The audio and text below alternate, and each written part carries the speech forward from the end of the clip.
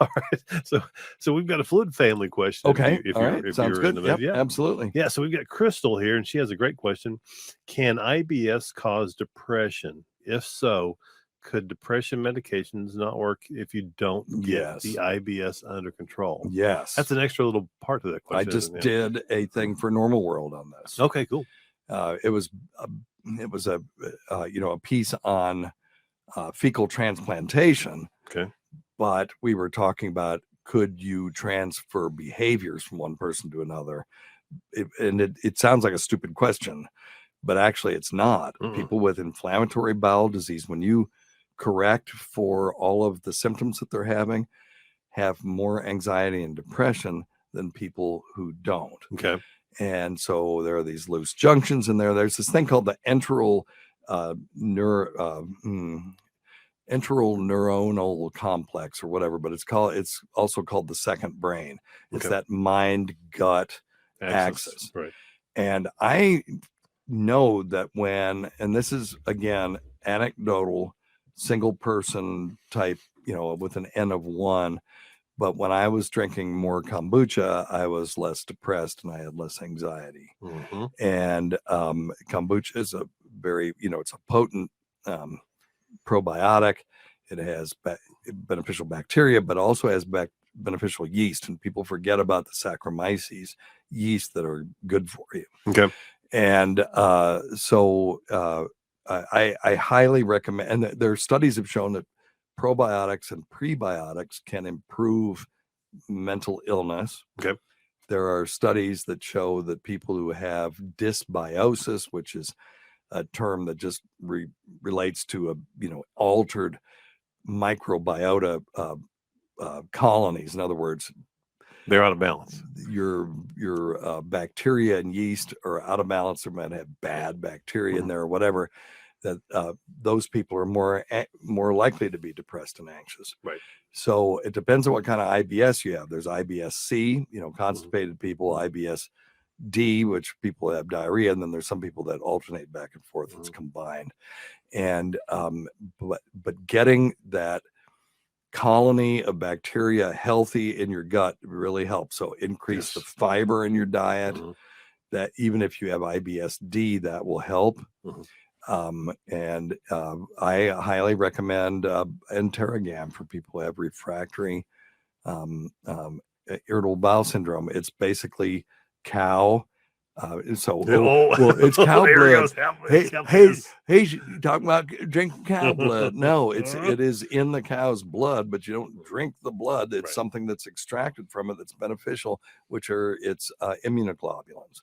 And you ingest that, it gets into your bowel, and then will attach to certain bacteria or quote unquote toxins or other things that are causing inflammation in the bowel wall, and keep them from touching the bowel wall.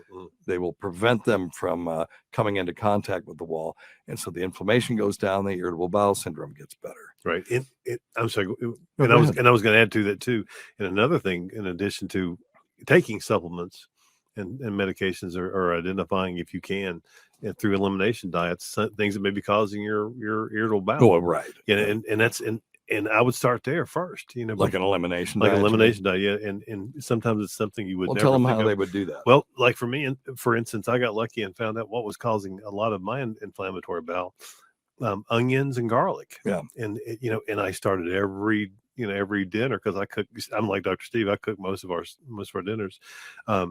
And everything, it seems like you put your onions and saute your garlic in there to flavor your oil. And when I found out that might be causing my inflammatory bowel to be worse, I took those out and I saw a big difference. I just switched. It's simple elimination diet. I just put in ginger. I use ginger and fennel seed now, right, to flavor a lot of the. There was a woman on Survivor who found out that she had celiac disease.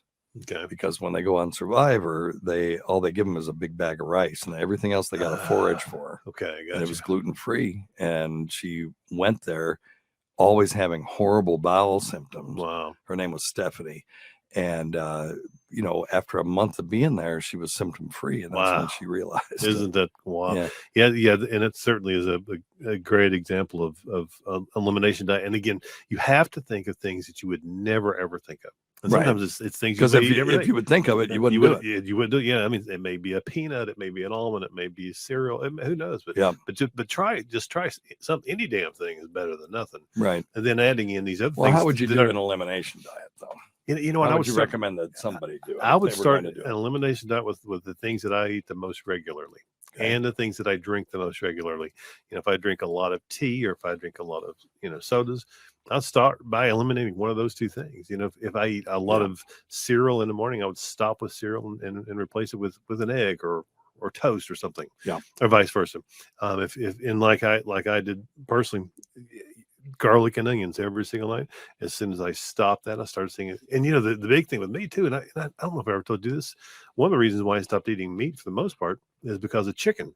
A buddy of mine had an irritable bowel. He had to quit eating meat completely, and he needed some help and coaching. So I agreed. I said, "Well, I'll just be a vegetarian with you." And as soon as I stopped eating chicken, my knee pain, the osteoarthritis in my knees went from a 10 to a 0 in about 2 weeks. Isn't that interesting? Yeah, it was crazy. I wonder why. Well, so I did some research on it, but the protein molecules in chicken are just a hair larger than in beef. And a hair larger than they are like in pork, certainly in fish. So it was doing kind of similar with my gout.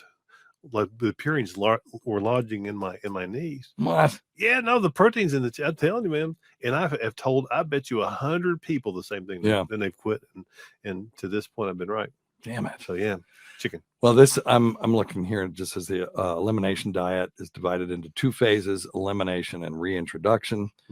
Elimination phase is 2 to 3 weeks. You remove foods that you suspect may trigger your symptoms. And like Scott said, think of stuff that you wouldn't already normally think of. And then it could be nuts, corn, soy, dairy, citrus fruits, any of the nightshade vegetables, wheat, gluten, pork, eggs, and seafood. And then, reintroduce one at a time. And if your symptoms go away during the elimination phase, then you're going to find out what it is. And then as you do your reintroduction, introduce each food individually over 2 to 3 days. And I'd probably go 5 days. Easily. Yeah. And sometimes it takes a little longer. That just depends on your, and Dr. Steve, people question me about this a lot of times in my clinic, and I'll tell them, well, I just eat a little bit of it. And I remind them, you don't have to be allergic or sensitive to much of anything. I mean, sometimes it's just, kids that have peanut allergies, they could just sniff a peanut. That's right. They don't even have to eat it. So it doesn't, you don't have to eat a lot of something. Well, sure. For it to affect you. Yeah, poison ivy is, triggered in parts per billion. Right. Yeah. It just takes a little bit of shit to make you miserable. Yeah. So yeah, you may not have to take away a lot, or you may have to take away the entire thing, but start with something and then slowly reintroduce, and you'll figure it out pretty quickly. People who actually have celiac sprue, who have antibodies to, certain parts of the gluten molecule, can't have any. They can't have a little bit of breading. I'm gluten sensitive. I could have a little bit of breading. It doesn't seem to bother me so much, at least not that I'm aware of, but they can't have any. There's a big difference between sensitive and allergy. That's right. Big difference. All right. Okie dokie. You got anything else from Fluid Family? So just to follow up. Yeah, it's okay. I've got a couple more here. So go ahead. Yeah, well, let's go with this one. I've got, because this is kind of a follow up from the Crystal gal earlier with the IBS and the depression. Had a colonoscopy at age 23 because she had gone for over a month without a poop. What? Yeah, exactly. And the doctor said maybe it's normal for me not to go at the time, and she said that just sounded so wrong. Yeah. That is kind of wrong. Yeah, it's some people have a lazy bowel, and that can be caused by a lot of things, including childhood encopresis and things like that. We've talked about that before, where the bowel gets so distended that it gives up on trying to contract. But I think a month is excessive. I think a month. They say what's normal is what's normal for you, but we're talking, between twice a day versus, once every 3 days. but not 30 days. No, not 30 days. And you would think that would be a pretty miserable bowel movement because you're still continuing. Is she to still eat. in the chat room? Yeah, she is. Yeah. Gosh, I wish she could call in. Yeah. I would love to know what the prep was like. Did she actually, during the prep, did she crap out a month's worth of stool? 30 days worth of food, I would assume. Of course, she might have been so dilated and distended in her abdomen, she had almost quit eating. I would wonder. No, maybe she just had so much abdominal pain. Let us know about that, Crystal. I'm very interested in that while I get this question going. We'll come back to that. How you doing? Hey, good, man. How are you? Good. I'm well, thanks. Good. Dr. Scott, good to hear from you, and Casey. Hello. Question for you guys. Hey, thanks, man. Long-term use of PPIs. I have taken them now for,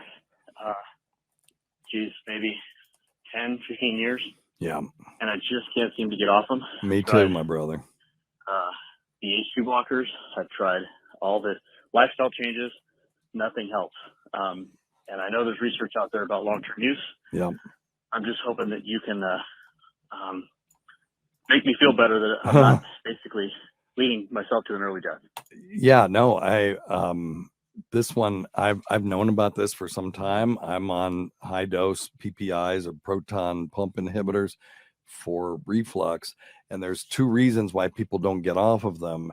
And there's two problems with them significantly. But one of the reasons people don't get off of them is this thing called rebound acid hypersecretion. So when people try to stop the PPI, their gut will produce 2 and 3 times the acid that it was before for a short period of time, but you can't tolerate it. Right. It's just awful. Yeah, it was horrible. We had a friend who it was supposed to be on dexlansoprazole, and they gave her duloxetine instead. And she took it for 2 weeks and couldn't understand why. She was just absolutely miserable because her stomach was, she wasn't actually taking a PPI. She was taking an antidepressant. Right.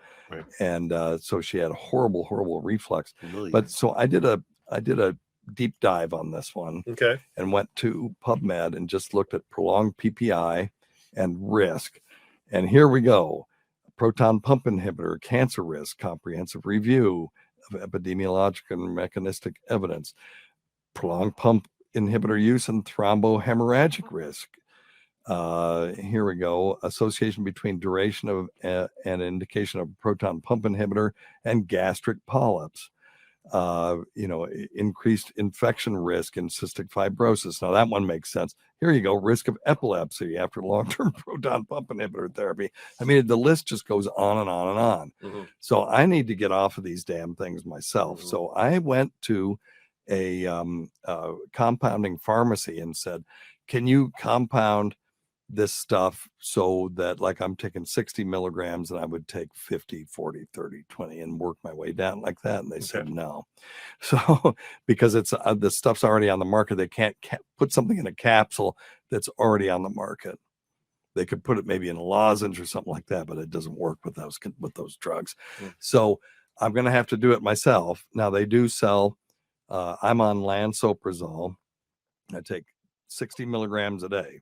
Okay. They do sell 15 milligram versions. So I take 2 30s. I could take a 30 and a 15 and then take a 30 and a nothing and then take a 15 and then get off of it. So I'm going to try to do that. And in the meantime, then I'll take famotidine. Okay. The problem with famotidine is it's an antihistamine. It's an H1 antihistamine. And, I don't know if famotidine, promotes dementia risk like other antihistamines do, but I'm going to have to, by God, find out.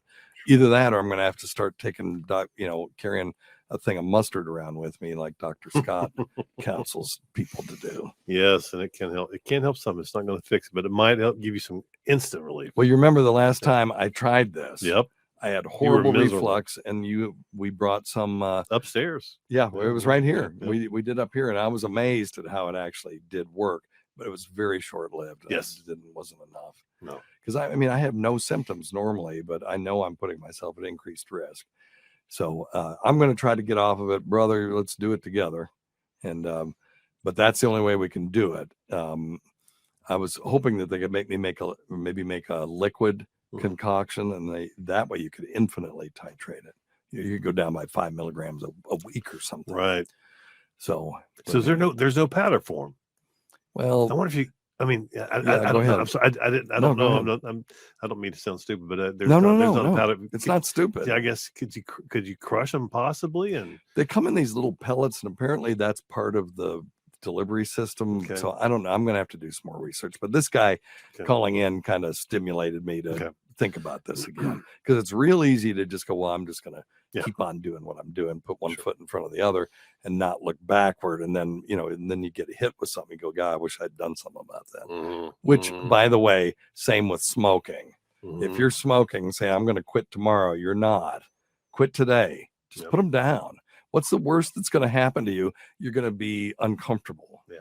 For That's just it. a couple of days. That's it. Well, but, a little longer than that, but still.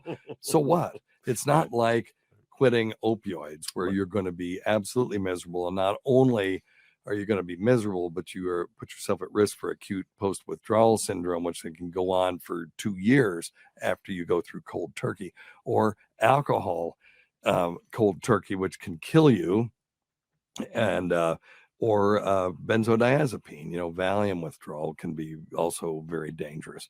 Sure. But cigarettes just makes you uncomfortable. Mhm. And you can look at all the other idiots out there smoking and go, yeah, you stupid motherfucker. From day one, you can feel superior to them. You know what I mean? Mm-hmm. And then at day 14, well, maybe a year or two, well, within 14 days, your risk of sudden death goes back to normal. Right. And then within a few years, your risk of all other diseases related to tobacco abuse go back to normal. So Good thing. all right, my friends. Thanks to everyone at SiriusXM whose steadfast support of this show sustained us over the years. Many thanks to our listeners whose voicemail and topic ideas make this job very easy. Go to our website at drsteve.com for schedules, podcasts, and other crap. Until next time, check your stupid nuts for lumps, quit smoking, get off your ass, and get some exercise. We'll see you in 1 week for the next edition of Weird Medicine.